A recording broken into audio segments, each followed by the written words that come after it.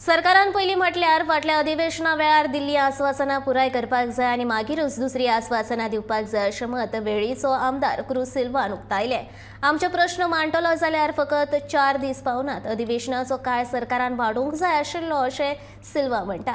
जाल्यार मेळिल्ल्या वेळा भितर चडांत चड प्रश्न कशे मांडचे हाचेर विरोधी पक्ष फुडाऱ्यांनी विचार करपाक जाय। विरोधकांक फकत बोवाळ घालपाची संवय जाल्या अशें म्हणीत गोंय भाजपा प्रदेशाध्यक्ष सदानंद शेट्टानावडेन विरोधकांक उतरां आयकयली। आता जायते पयलीं बजेटाचे अनफुलफिल्ड प्रॉमिसीस जायते आहाय, इश्यूज लोकांक कितें दिता म्हणल्यार तें आजून कांय फुलफील केलो ना। प्रॉमिसीस केलो आहाय, सो आतां ह्या बजेट कितें प्रॉमीस करता आजून कांय सांगपा येना। पूण पयलींचे कितें इश्यूज आहाय, कितें प्रॉमीस केलें तें पयलीं फुलफील करपाक जाय आसलें, सो तें जायना। 4 दीस कशें पावना न्हू, कसले इश्यू घेतले।